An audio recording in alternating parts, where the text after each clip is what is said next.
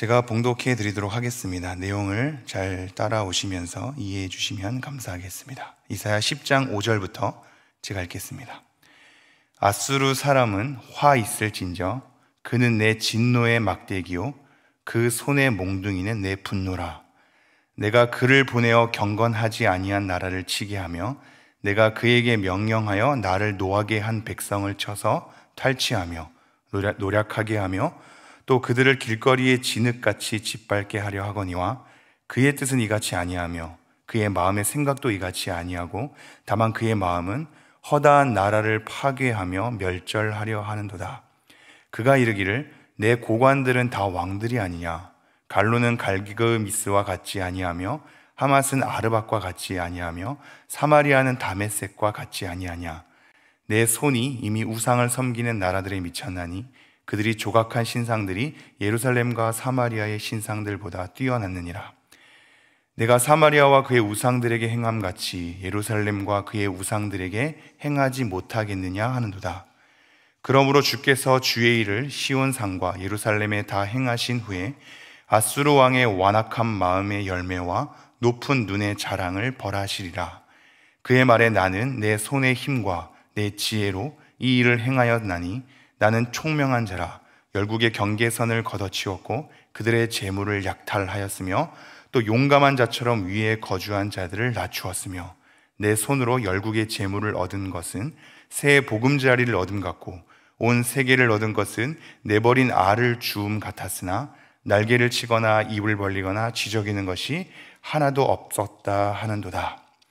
도끼가 어찌 찍는 자에게 스스로 자랑하겠으며 톱이 어찌 켜는 자에게 스스로 큰 채 하겠느냐.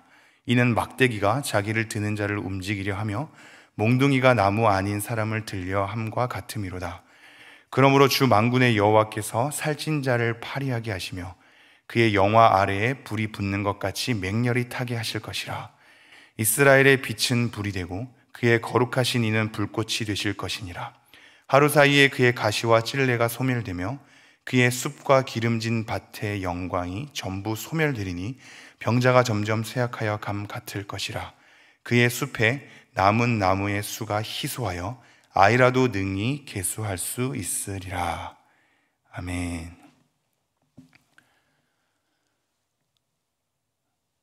계속해서 이사야 말씀을 함께 상고해 보고자 합니다. 여러분은 언제 교만해지시는지요? 우리는 언제 우리가 교만하고 오만해질까요? 우리가 우리 스스로를 잘 돌이켜보면 자주 교만하고 자주 오만해지는 것을 경험하게 됩니다. 우리는 왜 그런 교만하고 오만한 삶을 자주 맞닥뜨리게 될까요? 그러한 삶을 하나님 안에서 그리고 말씀 앞에서 잠시 돌아보게 될 때 어떤 습관 속에서 나오냐면 먼저는 하나님을 자주 생각하지 않을 때인 것 같습니다. 하나님을 자주 생각하지 않을 때 불현듯 자기는 교만하게 되고 오만하게 되는 것을 볼 수 있죠. 먼저 하나님을 자주 생각하지 않을 때라는 것을 생각하고 두 번째는 하나님을 잘 모를 때입니다. 하나님이 어떠한 분인지를 잘 모를 때 우리는 쉽게 교만하게 되고 쉽게 오만하게 되죠. 나아가서는 세 번째, 하나님의 일하시는 방식을 모를 때입니다. 하나님을 생각한다고 하지만 그리고 하나님을 어느 정도 안다고 하지만 하나님의 일하시는 방식을 우리는 놓치게 될 때 우리는 쉽게 교만해지고 오만해지는 것을 볼 수 있죠. 하나님을 생각하지 않을 때, 하나님이 어떠한 분인지 모를 때, 하나님의 일하시는 방식을 모를 때 교만과 오만이 어느 순간 우리 마음속에 꽈리를 트게 되면 우리가 다시 한번 생각해 보게 됩니다. 오늘 말씀이 오만함에 대한 부분이 나오기 때문입니다. 이 아수르 왕에게 하시는 하나님의 말씀인데요, 그 말씀은 곧 우리에게 하시는 말씀이기도 하죠. 제가 다시 한번 5절 말씀 읽도록 하겠습니다. 아수르 사람은 화 있을진저 그는 내 진노의 막대기요 그 손의 몽둥이는 내 분노라. 아수르 사람에게 분노를 쏟아내시는데 먼저 아수르 사람이 어떠한 존재인지를 밝히십니다. 아수르 사람은 내 막대기다, 내 손의 몽둥이다 라는 거죠. 하나님이 쓰시는 막대기요, 하나님이 쓰시는 몽둥이라고 얘기를 합니다. 근데 특별히 어떤 막대기고 어떤 몽둥이냐면 진노의 막대기고 분노의 몽둥이인 거지요. 아수르 사람을 통하여서 하나님이 진노의 막대기로 사용하시는 겁니다. 도대체 누구에게 진노를 쏟아내는 거냐면 이스라엘 백성에게입니다. 그래서 6절 이렇게 얘기하죠. 내가 그를 보내어 경건하지 아니한 나라를 치게 하며 내가 그에게 명령하여 나를 노하게 한 백성을 쳐서, 여기서 말하는 경건하지 아니하는 나라와 나를 노하게 한 백성은 이스라엘입니다. 이 이스라엘을 쳐서 탈취하며 노략하게 하며 또 그들을 길거리에 진흙같이 짓밟게 하려니와, 아수르를 들어서 이스라엘을 치는 겁니다. 그리고 탈취하게 하며 노략하게 하며 짓밟게 하는 것이지요. 하나님은 이스라엘 백성을 치기 위해서 아수르 사람을 몽둥이로, 막대기로 사용하신 겁니다. 그런데 7절 이런 흐름이 나오지요. 그의 뜻은 이같이 아니하며, 여기서 그는 아수르입니다. 아수르 사람들의 뜻은 하나님과 어긋났던 겁니다. 그의 뜻은 이같이 아니하며 그의 마음의 생각도 이같이 아니하고 다만 그의 마음은 허다한 나라를 파괴하며 멸절하려 하는도다. 하나님은 이스라엘 백성들을 치기 위해서 진노의 막대기, 분노의 몽둥이로 아수르 사람들을 사용한 것이지만, 아수르 사람들은 어느덧 모든 나라를 다 정복할 자기 욕망을 채우려는 것으로 둔갑했던 겁니다. 하나님이 다만 쓰고자 했던 아수르 사람에게 힘을 주었던 것인데 어느덧 자기 위치를 망각하고 모든 나라를 진멸하여 자기 속국으로 만들려는 야망으로 가득했던 겁니다. 하나님 아래에 있어야 할 사람이 자기로 가득하게 될 때 우리는 오만하게 되고 교만하게 되는 것을 보게 되지요. 8절, 그 교만함이 이렇게 흐르는데요. 그가 이르기를 내 고관들은 다 왕들이 아니냐.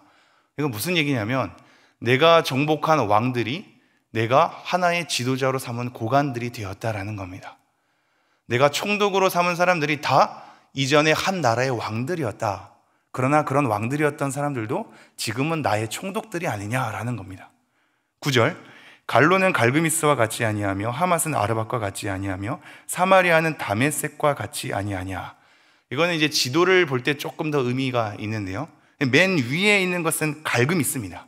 갈그미스, 갈로, 그리고 아르밧, 하맛, 다메섹, 사마리아, 이런 순서로 되어 있습니다. 그래서 미리 갈그미스를 쳤던 아수르 왕이 갈로에게 향해서 이렇게 얘기하는 거죠. 갈그미스 내가 쳤는데 너네도 이 갈로 너네도 갈그미스와 같이 아니하냐라는 거죠. 쉽게 얘기하면 이렇습니다. 아수르가 우리 북한과 남한을 친다고 보죠. 북한을 이미 친 겁니다. 정복한 거고 남한을 치려 할 때 이렇게 얘기하는 거죠. 너네가 북한과 같이 아니하냐라는 겁니다. 이해가 되시죠? 갈그미스를 치고 난 다음에 갈로에게 너네는 갈그미스와 같이 아니야. 아르밧을 친 다음에 하맛에게 너네가 아르밧과 같이 아니야. 아니하냐. 다메섹을 치고 난 다음에 사마리아에게 너네는 다메섹과 같이 아니하냐라는 거죠. 그러면서 10절 이렇게 흐릅니다. 내 손이 이미 우상을 섬기는 나라들에 미쳤나니 그들이 조각한 신상들이 예루살렘과 사마리아의 신상들보다 뛰어났느니라. 내가 이미 정복한 여러 나라는 우상으로 가득했는데 그들 내가 다 정복했다. 너네들에게도 우상이 있는데 이것은 다른 나라의 우상들과 다를 바가 없다. 내가 쉽게 정복하겠다라는 겁니다. 그러면서 11절, 내가 사마리아와 그의 우상들에게 행함같이 예루살렘과 그의 우상들에게 행하지 못하겠느냐 하는도다.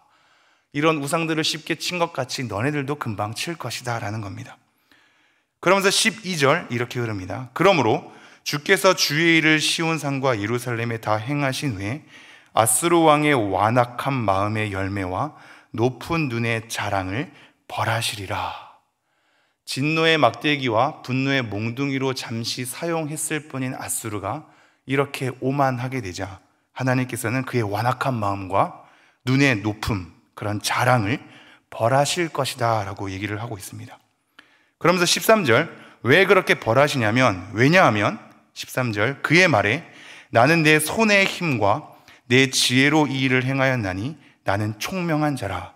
열국의 경계선을 걷어치웠고 그들의 재물을 약탈하였으며 또 용감한 자처럼 위에 거주한 자들을 낮추었으며.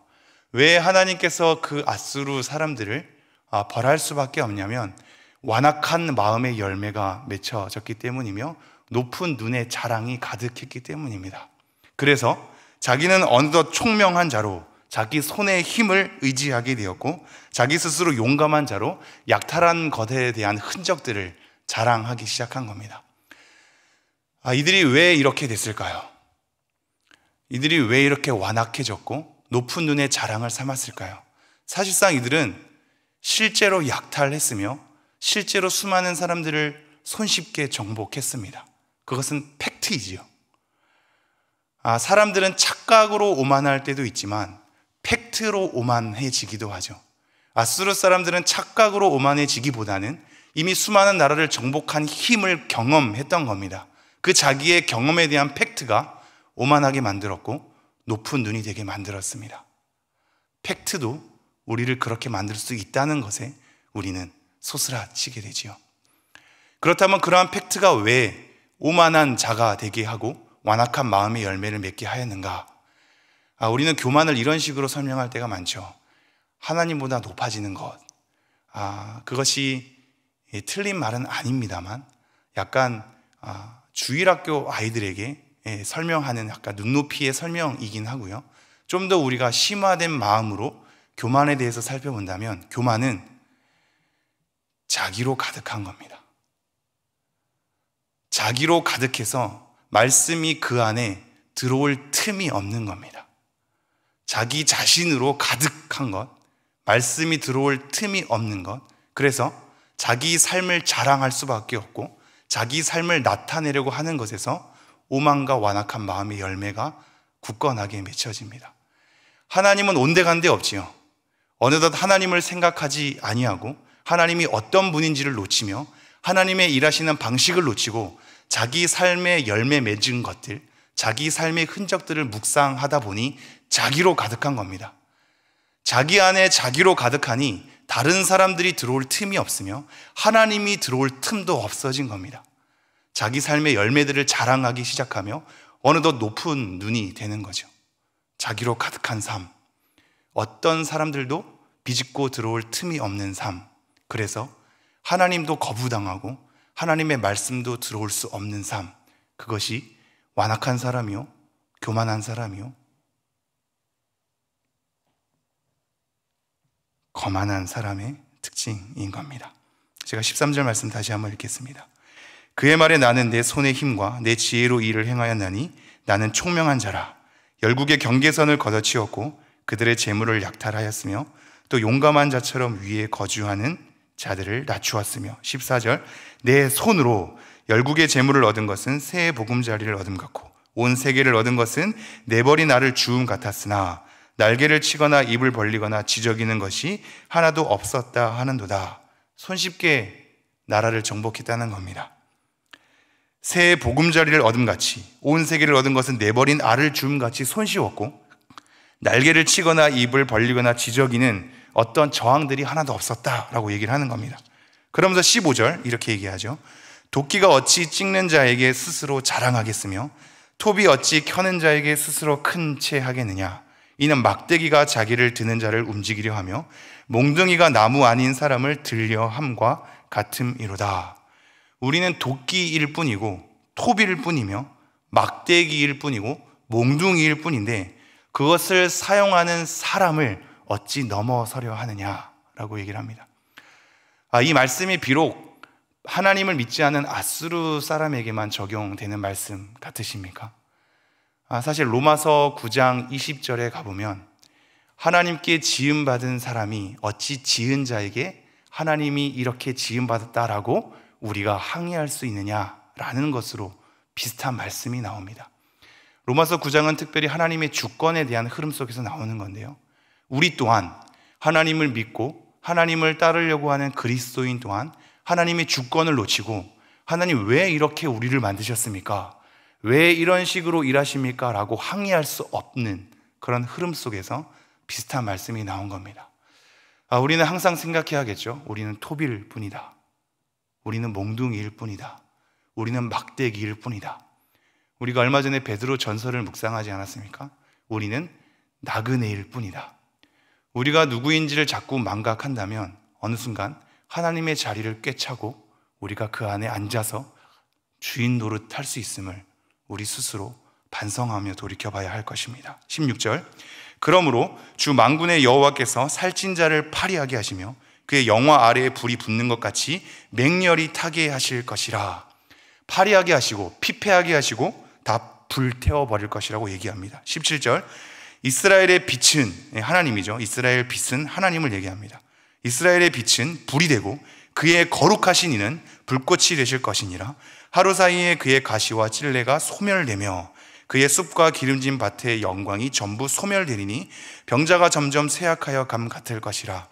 그의 숲에 남은 나무의 수가 희소하여 아이라도 능히 계수할 수 있으리라. 다 진멸하고 소멸해 버려서 아이라도 그것을 숫자를 세서 다 쓸 수 있을 정도로 다 소멸해 버릴 것이다 라고 그 결과를 얘기하고 있습니다. 정리합니다. 우리는 남들에 대한 교만과 완악함을 지적하는 것은 보다 쉬울 수 있습니다. 그러나 자기 자신에 대한 교만함과 완악함을 돌아보는 것은 굉장히 어려운 것 같습니다. 왜냐하면 우리는 우리 스스로 자기 합리화를 할 때가 많기 때문입니다. 남들의 완악함은 쉽게 보여도 자기의 완악함은 잘 보이지 않죠. 왜냐하면 자기 삶의 팩트가 있기 때문입니다. 자기 삶의 흔적이 있고 자기 삶의 경험이 있으니 나는 그것을 자랑할 만하고 고백할 만하고 간증으로 삼을 만한 겁니다. 그래서 어느덧 톱으로 사용된 자가 몽둥이나 막대기로 사용된 자가 어느덧 몽둥이와 막대기만이 아니라 그것을 사용하는 자처럼 군림하게 되는 것을 보게 되지요. 우리는 자주 하나님께 엎드려야 하겠습니다. 하나님을 생각하는 습관을 자주 놓친다면 우리는 어느덧 교만하고 완악하게 될 것입니다. 하나님이 어떤 분인지를 자주 놓친다면 우리는 어느덧 교만한 마음이 우리 가운데 가득할 것입니다. 우리가 하나님의 일하시는 방식을 놓친다면 우리는 어느덧 하나님의 자리를 꿰차게 될 것입니다.